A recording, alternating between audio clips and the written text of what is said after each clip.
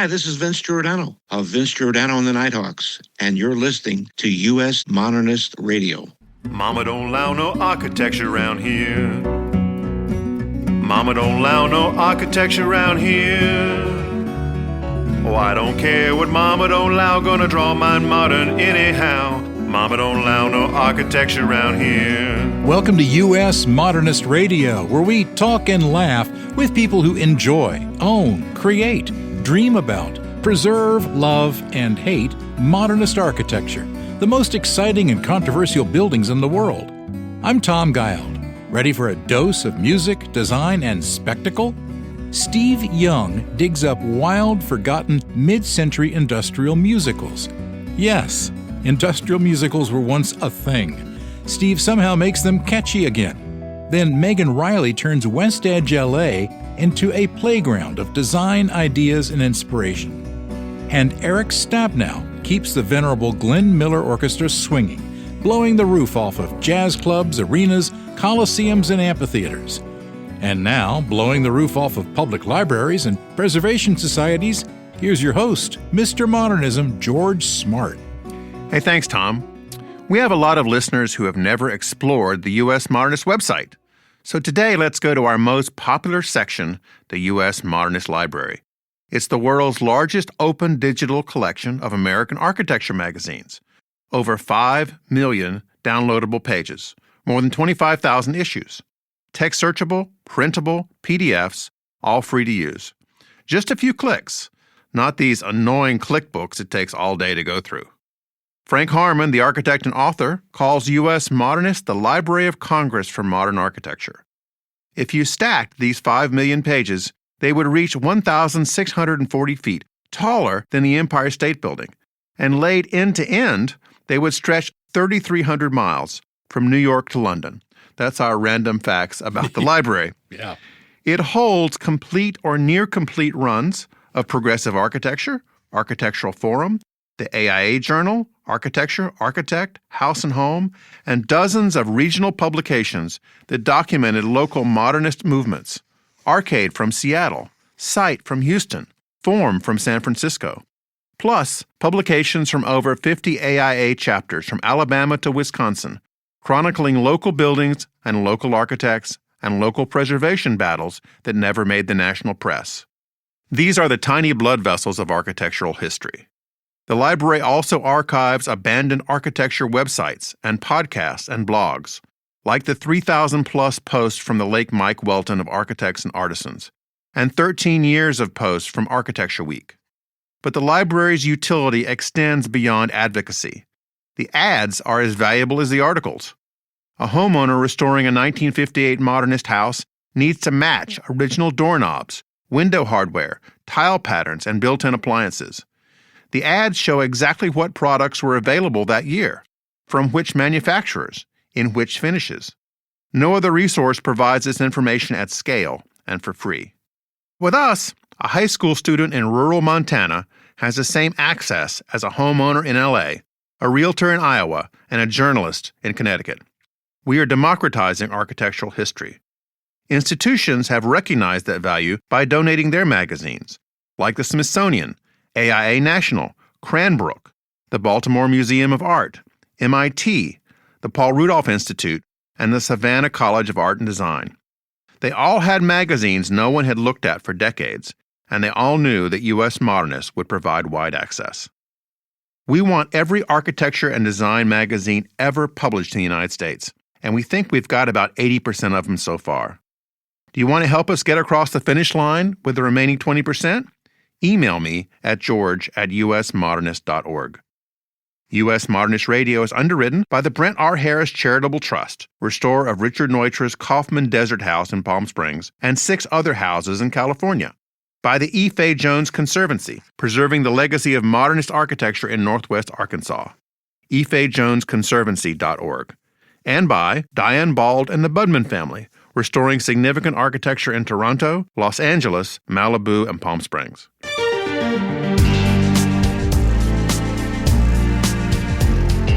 Long before anyone thought of viral marketing, there was the industrial musical, a strange, glittering chapter of mid-century America where corporations staged full-scale Broadway-style shows to sell everything from diesel engines to fluorescent light bulbs.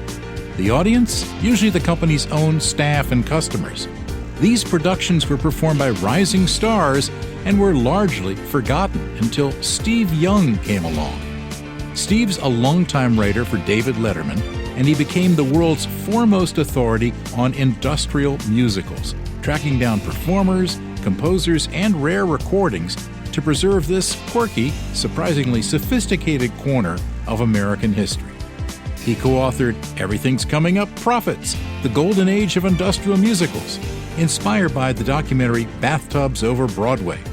George tracked Steve down for a recent Zoom chat.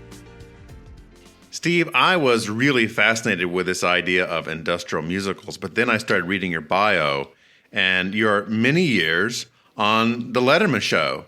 That must have been a blast being a writer there.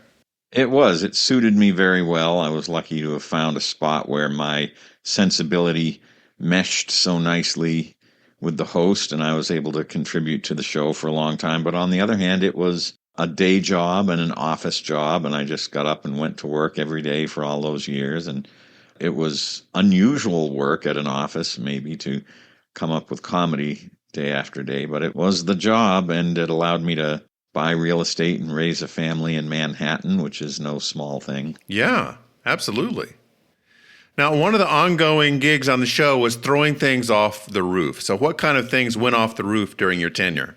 Well, it got harder and harder as the years went by because, all right, we've already done the watermelons. We've already done the fluorescent light tubes. What else? What else? What's something that will look spectacular that we haven't done before? So it was always, getting more ornate in some ways. Oh, let's take a bunch of balloons and fill them with chocolate pudding, or let's take champagne bottles or whatever. And when it was time to do another tower drop, we called it, because originally I think they went off some sort of firefighter trainer tower. But all right, we need more stuff, and can't be what we've already done. So it got harder and harder. I always wondered, did you have to get a special permit for that, or get the fire department to come out, or anything like that?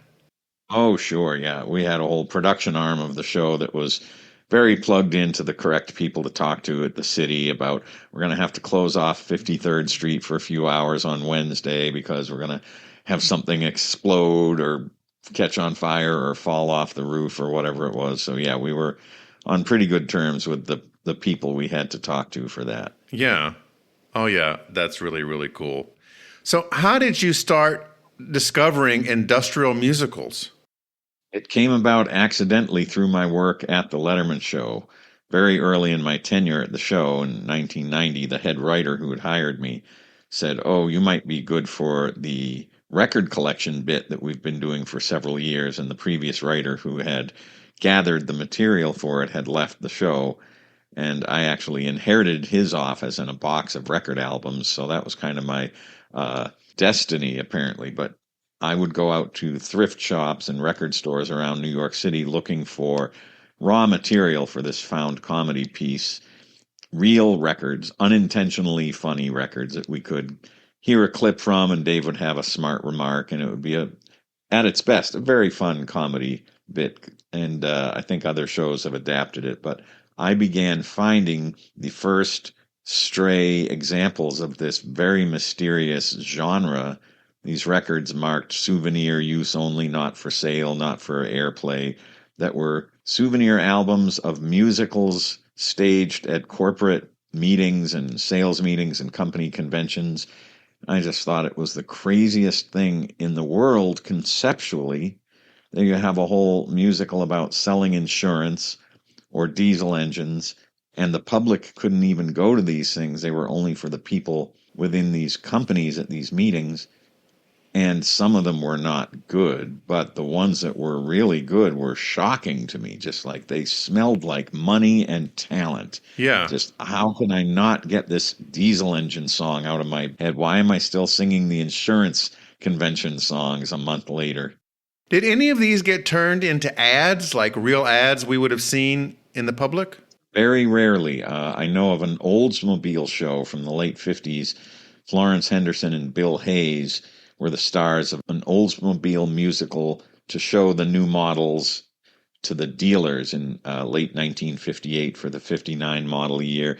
And one song from that show was adapted to a live television commercial that aired on the Patty Page show, and I've seen video of that. Okay. That's a very rare example of something getting out of the secret hidden kingdom and going into the public. Usually it was very much off limits. These shows, they had a certain amount of proprietary corporate information in them about the new specifications of the engine or the I see why they were whatever. keeping them secret then, yeah. And the marketing plans, and we're going to roll out this hot new campaign, and we don't want anyone to know about it ahead of time. But really, very little of it ever went over to the advertising side that the public would have heard.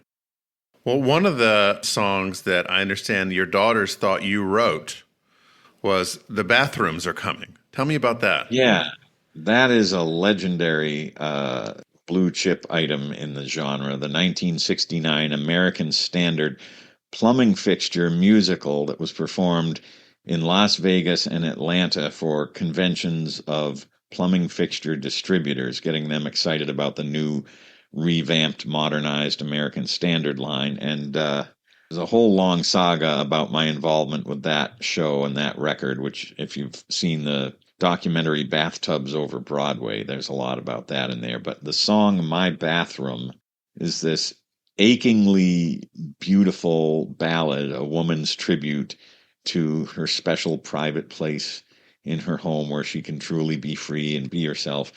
And this song got its hooks into me back in the mid-90s, and my daughters grew up hearing me and my wife around the house just singing, my bathroom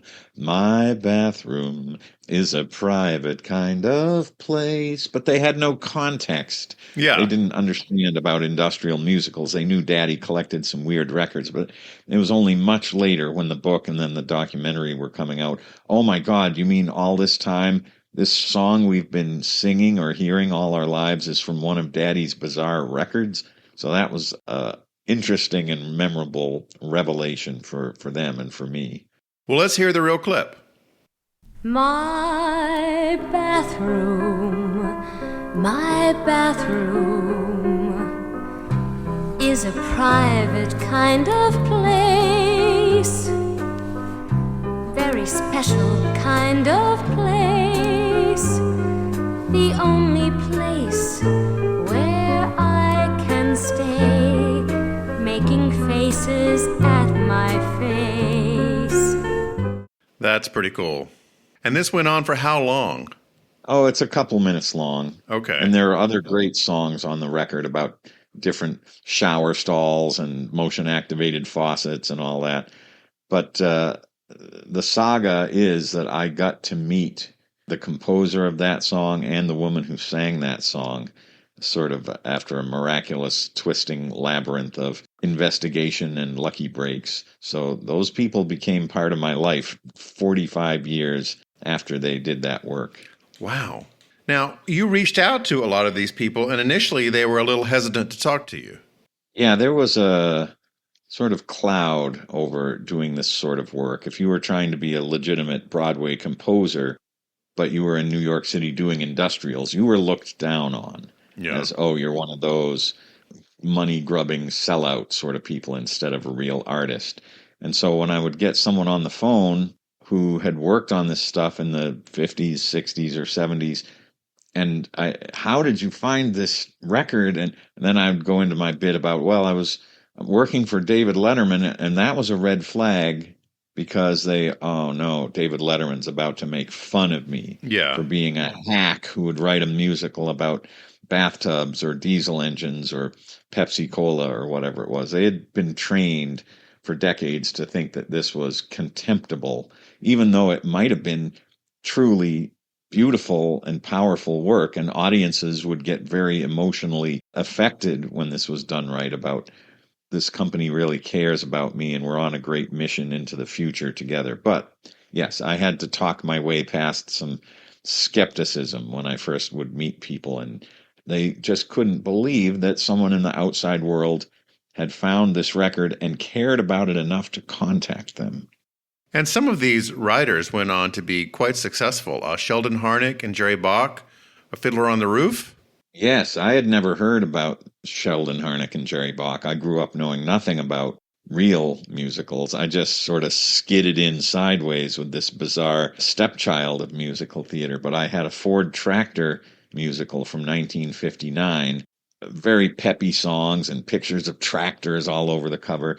And a friend of mine, when I showed him this new find from my collection, he marveled at it and then turned it over and said, "Oh my God, do you realize who these people are?" And he pointed to the credits. They wrote Fiddler on the Roof. So this was before Fiddler on the Roof, but as so many people did for decades, you did industrials to pay the rent while you were trying to make your big break. And some of the people did get the big breakthrough. Sheldon Harnick, Jerry Bach, John Kander, and Fred Ebb also did industrials before they were Cabaret, right? Cabaret in Chicago. So I got to meet some people who are true Broadway royalty, but I also met people who are not household names who, in my opinion, are or were actual geniuses who paid the bills and fed their family and put their kids through school by doing these corporate gigs. And they may have tried to get their big break on Broadway, and for one reason or another, it may not have worked out, but they were doing a version of what they set out to do. And I saw here Martin Short was in one of these way back. Oh, yes. I think he did a few of them. He was still able to burst into song. You can imagine irrepressible Martin Short starting to sing about the new Plymouth Fury or whatever it was. There's a little bit of that in the documentary. Also spoke to Susan Stroman, who cut her teeth on industrials when she was a dancer and then moved into directing and choreography. And now she's super well known for The Producers and 100 other things. But before that, she was in this shadow world. And as she said, this is where she learned how to do stuff. And if you could be involved with 4 industrials a year, you could survive in New York. Well, let's talk about another one. This is about Scott Cups, written by Alan Sherman. Yeah, Alan Sherman was red hot for a few years in the early to mid 60s with Hello Mutta, Hello Fata, and all these satirical songs. But he was also, as people were approached to do a corporate gig, Scott Paper said, "Would you do a batch of songs about our Scott Cups and vending machines, and we'll give out the record to people, VIPs in the vending industry." Somehow I have acquired a copy of the record from 1966, even though I am not a vending industry VIP, so I take pleasure in that perversity. But yeah, terrific songs. He's a very clever guy, very funny entertainer, and Scott Cups is one of my favorite songs. I do a live version of that when I do a show, mixed in with the film clips I show. Things taste better in Scott Cups. Water's wetter in Scott Cups. Beer is sudsier, soup is slurpier, Alka-Seltzer is 3 times burpier. When you've got cold or hot, cups manufactured by the people at Scott. Ice is colder in Scott Cups. Scotch tastes older in Scott Cups. That's really clever. I mean, I like it.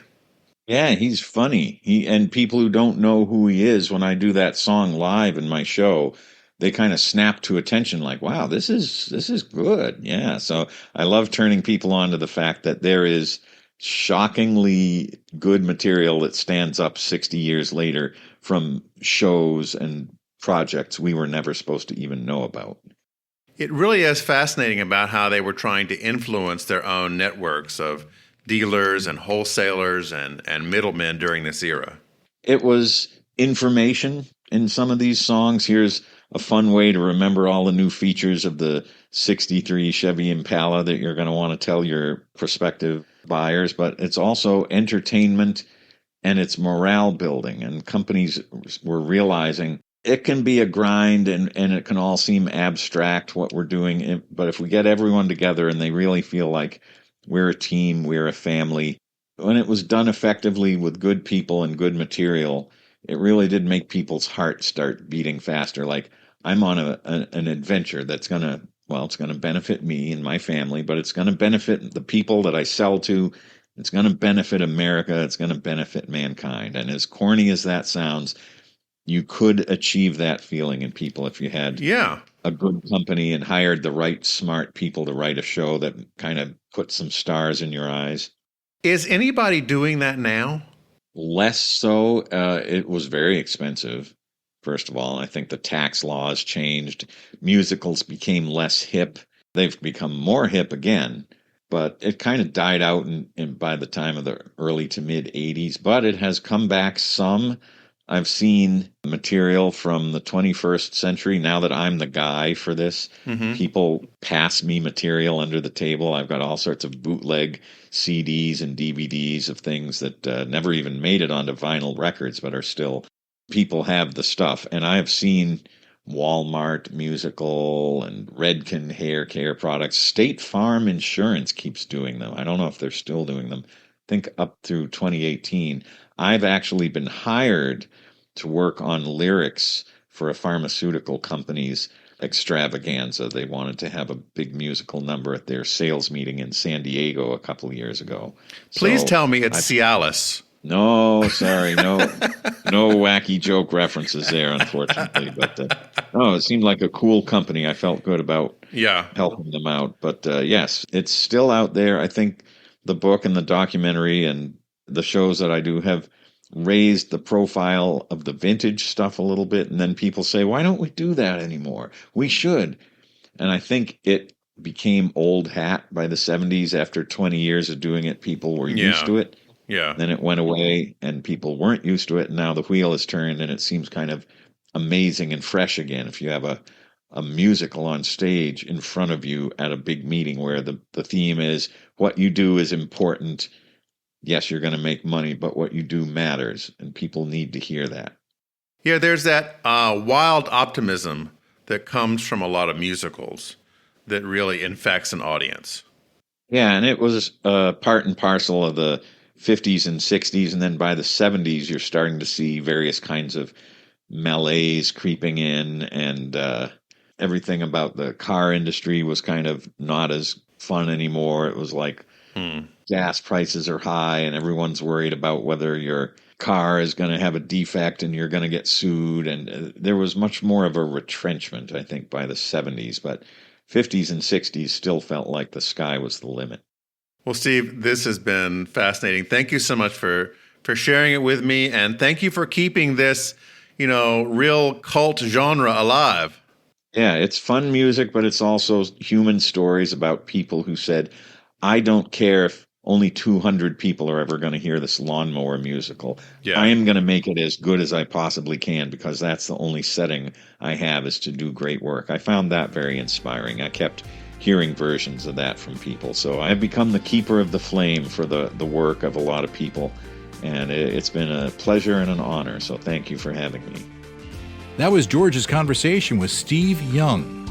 Megan Reilly is the woman with the walkie-talkie and 2 cell phones walking around the huge conference floor looking like she's in charge because she is. From 2002 to 2005, she was Director of Marketing for Neocon World's Trade Fair, the largest commercial interiors exposition and conference in North America. Through 2013, she was Director of Marketing for Merchandise Mart, eventually leading the Architectural Digest Home Design Show. Since 2013, she's the founder of WestEdge Design Fair in Santa Monica, California. It features more than 150 modern design brands, with last year's edition attracting over 9,000 attendees. Welcome to the show, Megan. Thank you for having me. So, Megan, we met back in 2018 when I came out and did a panel for WestEdge and hung out with our good friend, Josh Cooperman. How's Josh doing? He's great. It was great to have him at the show last month. And, that's a nice partnership. It was wonderful to have you involved when you came out to the West Coast. And we just had our wrap on our 10th edition. The show is in a unique place called the Barker Hangar. What is the history of that building a little bit? The Barker Hangar was started by the Barker family, and it's technically owned by the city of Santa Monica, but the Barker family had a 49.5-year lease, which was renewed. It was an airplane hangar. It still is an airplane hangar structurally, but back in the 60s, it was used primarily to house planes, private planes. The Barker Hangar is a private airplane facility. So over the last several years, I would say at least, we launched in 2013, but even before that, it has been used as an event space, doing everything from art and design shows to videos, shooting commercials. They host the MTV Music Awards and a bunch of other Hollywood-style galas and philanthropic events. So it's really a great venue, and we get a lot of accolades about running there. Is there a runway outside? Oh yeah, it's an airport. Okay. It is an active runway. So during the event, we have to get permission to kind of close the taxiway, even though there are planes here and there still departing. It's a private airport. There's a lot on the campus around the Barker Hangar as well. Great soccer fields and restaurants and some art studios across the street from the Barker Hangar. So people know it and people like it. And if you live in Scottsdale or Las Vegas, you can now fly into Santa Monica directly on JSX, which will be having service throughout the spring and hopefully throughout next fall when you have your show, which will be fantastic for bringing people in to see WestEdge. It'll be an easier venue to get in and out of for visitors. So you have a lot of great sponsors. You have Gensler, the architecture firm, Monogram Appliances, Lux Magazine, IIDA, Pacific Sales Kitchen. What kind of things do people experience when they come to this giant hangar full of expo booths? Yeah, well, we like to say we're the anti-trade show. And I think part of the reason we say that, of course, is the venue. We don't run in a traditional convention center with reason. That's very deliberate. The Barker Hangar is such a raw blank canvas for a design fair like WestEdge. So the focus is, of course, the exhibit booths. Like you said at the start, we had just under 150 exhibiting brands this year. We leave the hangar doors open to create an indoor-outdoor vibe. So we have outdoor exhibitors, we have our interior exhibitors, and then we also have a lot of engagement. So the main stage hosting panel conversations. We have a culinary demonstration kitchen where we bring in chefs and sommeliers and chocolatiers and that sort of thing. A lot of networking. It definitely feels like a fun event. It's a very California cool vibe. And it doesn't feel like your typical trade show where you're working. If you're a design trade professional, it really feels more like a party atmosphere, which is exactly what we've tried to create. How many people did you have exhibiting your first year out? Gosh, our first year, I think we had about 105, just over 100. Oh, that's great. So we've grown steadily. You're not going to see the jumbo booths, when you go to a K-Biz type of show or the shows in Europe, you see these ginormous spaces, often that are 2 levels or even 3 levels, some of the European trade shows. But we're more boutique in scale. And so I think that also creates kind of an even playing field for our exhibitors where you really have to put your best foot forward, but with a display space that highlights in a nice way more of an art gallery setting and kind of keeps all of the exhibitors relatively similar in scale as far as the size of the exhibit spaces. How many days does it run? We open on a Thursday. It's a 3-day event. We used to be 4 days before the pandemic, but coming out of the pandemic, I think so many people realized that they could do more with less. And it was really about the quality and the quantity. But if we could get the same level of attendance over 3 days, that was our strategy. And we've been successful in doing that. So we open on Thursday with a venue-wide opening night party. And then our event days are Friday and Saturday. Do you have to be an official interior designer to come to this, or can anybody attend? No, we're a hybrid event. So coming out of my background, which was producing the Architectural Digest design show in New York City, we used that audience model, hybrid show catering to both design trade professionals, but also homeowners. And so our audience is about 70% design trade, architects, interior designers, landscape designers, even design students. We count as design trade professionals in fostering that emerging design trade professional. And then we're also open to the homeowner audience. Anyone can buy a ticket.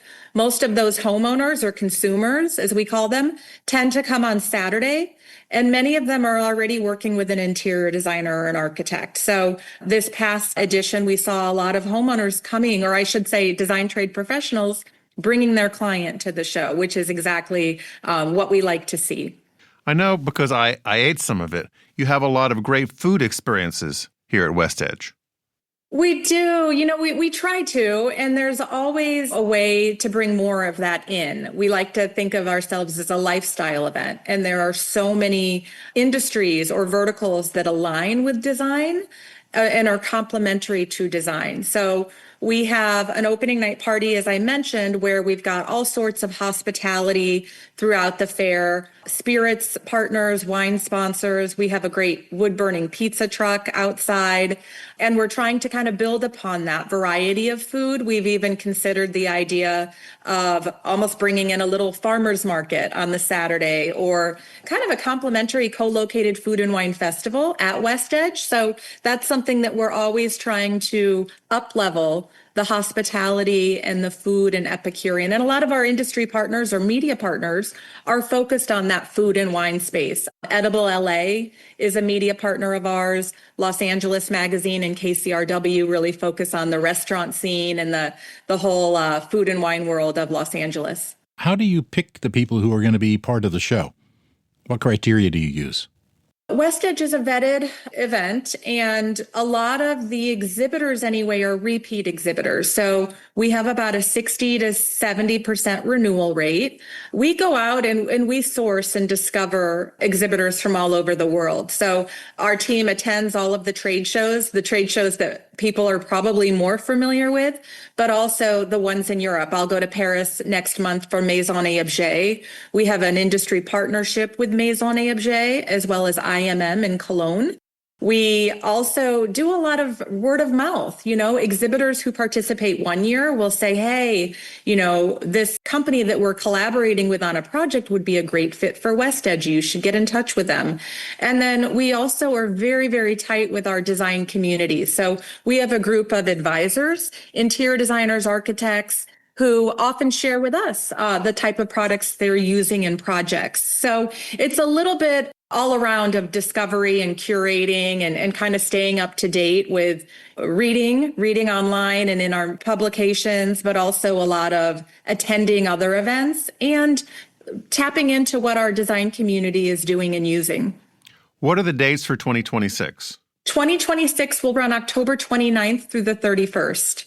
So you'll hit Halloween. Yeah. We're going to lean into Halloween. We used to run in October, and then we shifted to November after the pandemic. And so we've had a lot of feedback. People have asked us about trying to get back to that October timeframe for a couple reasons. Daylight savings time kicks in November 1st. So we are going to do some fun stuff on Saturday, which is Halloween. So we're planning to lean heavily into that. So if that's only 3 days, what do you do the rest of the year? I mean, it sounds like you travel around to other shows. They get ready for this, Tom.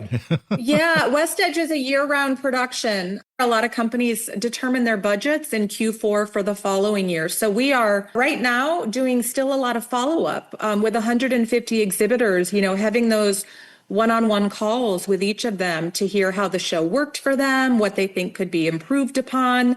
You know, January, we're traveling to a couple other events. It is a full year program, selling sponsors in, working with our media partners, all of those good things. And then we also support our exhibitors year round. So we're trying to do more and more as event producer to see how can we engage throughout the year, whether that's with different micro events or, doing things in showrooms, companies that have showrooms and ask us to kind of get involved in consulting on their behalf, things like that. So it is a year-round initiative between supporting our exhibitors and planning for the following year. What website can people go to get more information and get on your mailing list? Yeah, our website is westedgedesignfair.com. And then our Instagram, we're pretty active on Instagram, and we also do a lot of updating there, is WestEdge Design. Megan, thanks so much for speaking with us. Thank you guys for having me. It's been wonderful to chat with you. We were talking with Santa Monica's Megan Reilly.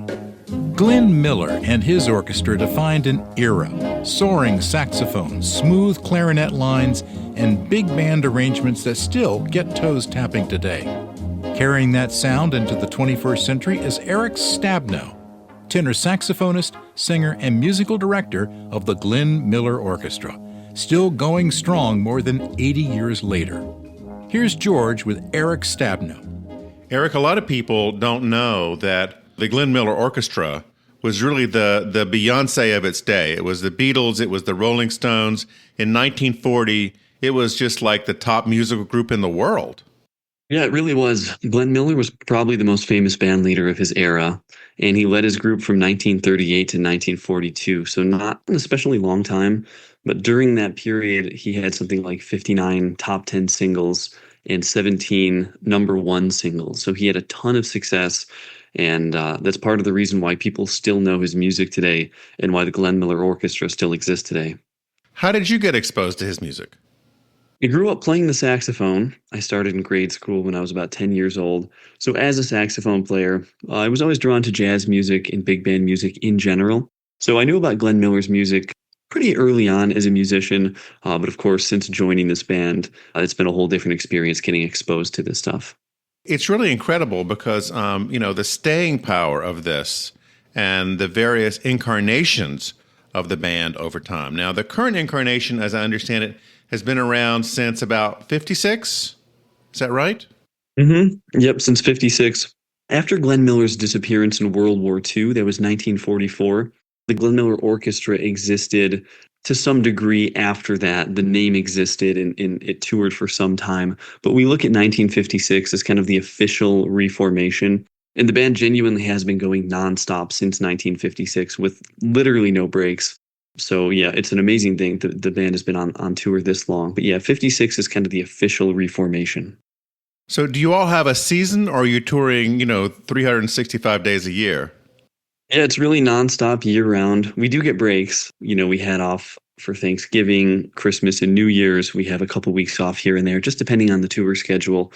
But technically speaking, it is a full-time thing. We are on the road year round, a calendar year, typically approaching about 200 shows. So it's very busy. So how do you guys travel? Do you have like a really cool touring bus or your own plane, or how does it work? Yeah, we do have a tour bus. I don't know if it's really cool, but we do have kind of a standard coach bus that all 15 members of the band are on at any given time. And we each have our specific area, our specific seats on the tour bus. The tour is planned pretty effectively where we don't stay overnight on the bus. We stay in hotels, but we do travel all together.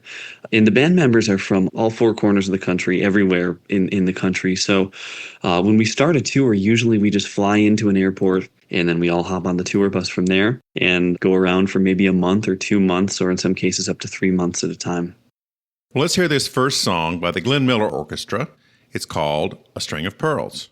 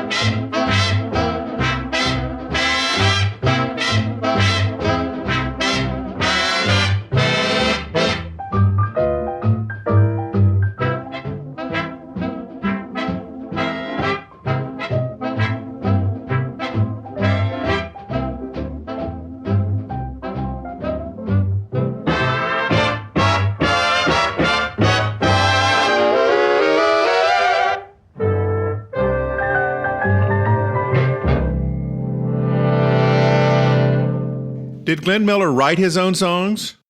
He wrote some of the music, especially early on. He wrote some of the music, like the theme song for this band is called Moonlight Serenade. All the big bands had their own theme song, so Glenn wrote Moonlight Serenade. However, as the band became more popular and busier, he hired on some writers and arrangers. So A String of Pearls, for instance, was written by a gentleman named Jerry Gray, and he was a fabulous musician that worked with Glenn Miller and worked with other big bands at that time. So Jerry Gray wrote some of the big hits, and there were several different writers that Glenn worked with. Now, I understand you have a personal interest in a particular genre of jazz, and that's Vince Guaraldi. Tell me about that. Vince Guaraldi, yes, I do. Well, he's a fabulous piano player, but known probably most famously for his work with the Charlie Brown specials. And I think any jazz musician or big band musician has become acquainted with that music. And I think we all, to some degree, love that music. So, around December every year, you're going to hear the music from A Charlie Brown Christmas. And that's certainly some of my favorite stuff. I know that Diana Krall a number of years ago covered Christmas Time Is Here, which is a wonderful Christmas tune, I think not played nearly enough. That must be in your lineup somewhere. That's a great one. Yep. And actually, when the Glenn Miller Orchestra tours during the month of December, our show's a little bit different. It includes Glenn's big hits, but it includes Christmas music as well. And this band has recorded some big band Christmas music, but there have been instances when we've included a Vince Guaraldi, Charlie Brown Christmas song as well. Now, how long have you been with the band? I've been with the band since 2017. And then I became music director with the group over the summer of 2021. So I started just as a tenor saxophonist and then became music director as the band was kind of getting going again after the pandemic. Now, how does that happen? Is it like Survivor, where there's a tribal meeting and you're elected? How do you become the music director of this thing? Yeah, it's a good question. I guess I stuck around and they asked me to step in front of the band. So it was certainly a unique challenge to become the music director, but something I've really enjoyed. And the band is filled with just great musicians, really fabulous players. So it certainly makes this job a lot easier that way. Some of the bands, and some not in the big band era, had vocalists that accompanied them. Is that the case with your band? Yep, certainly is. So there's some traditionally male vocals and traditionally female vocals with this band and with bands of that era. So I sing a lot of the male vocals, and we've got a fabulous gal singer. Her name is Jenny Swoish, and she does all those female vocals. So we'll play vocal songs from the 1930s and 40s, solo features for Jenny or for myself. And we also do some vocal group music. Glenn Miller had a vocal group called the Modern Airs. Fabulous group of singers. They sing these beautiful songs with beautiful harmonies. And we do some of that stuff as well. So that includes myself and Jenny. And there's a few gentlemen from the band that sing those backup harmonies as well. So a lot of great vocal music. I assume that Baby It's Cold Outside works its way in there somewhere. It's been a while since the band has played that one, but I'm sure it has at some point. All right, well, let's hear what I think is arguably the number one hit from Glenn Miller, In the Mood. This has been, super platinum, whatever the top metal is, right? Yeah, absolutely. This is the big one everybody knows, In the Mood. Even if they don't know who the Glenn Miller Orchestra is, they know the song.